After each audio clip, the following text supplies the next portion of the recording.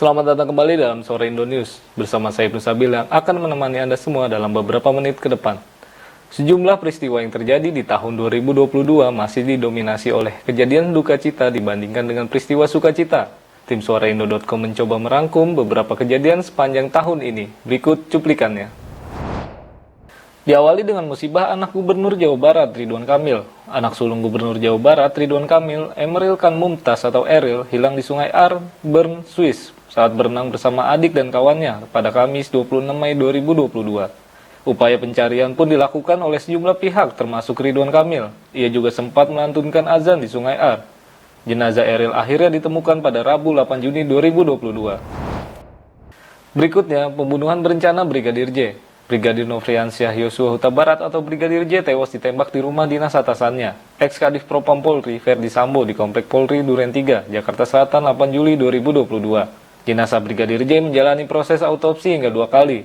Verdi Sambo dan istrinya Putri Chandrawati, Richard Eliezer Pudihang Lumiu atau Baradae, Ricky Rizal atau Bribka RR, dan Kuat Ma'ruf didakwa melakukan tindak pidana pembunuhan berencana terhadap Nofriansyah Yosua Huta Barat alias Brigadir J.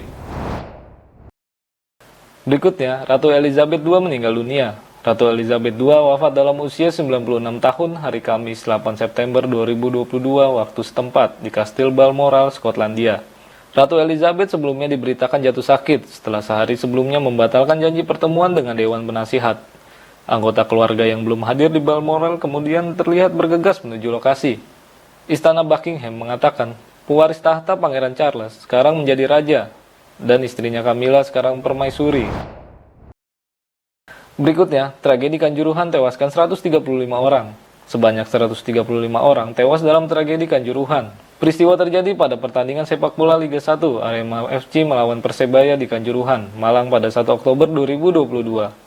Presiden Joko Widodo membentuk tim gabungan independen pencari fakta atau TGIPF untuk melakukan investigasi tragedi tersebut. Usai diusut, tragedi Kanjuruhan dipicu oleh tembakan gas air mata dari aparat.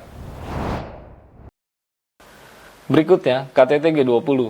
Indonesia telah resmi menyelenggarakan konferensi tingkat tinggi atau KTT G20 di Bali pada Selasa 15 November hingga Rabu 16 November.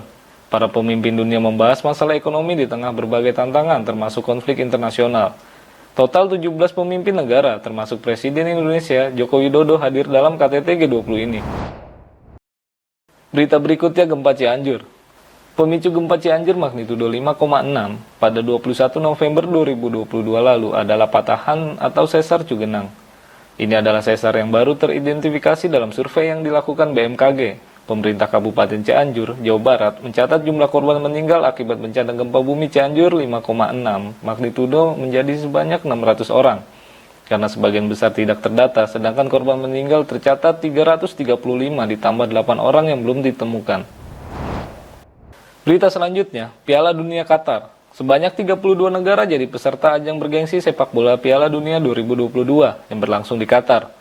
Qatar, negara terkaya sebagai produsen minyak ini, terpilih sebagai tuan rumah Piala Dunia 2022. Pertandingan perdana mempertemukan tuan rumah Qatar melawan Ekuador. Seluruh mata dunia bakal tertuju ke arah negeri di wilayah Timur Tengah tersebut selama turnamen berlangsung. Akhir dari event sepak bola terbesar itu, Argentina berhasil keluar sebagai juara.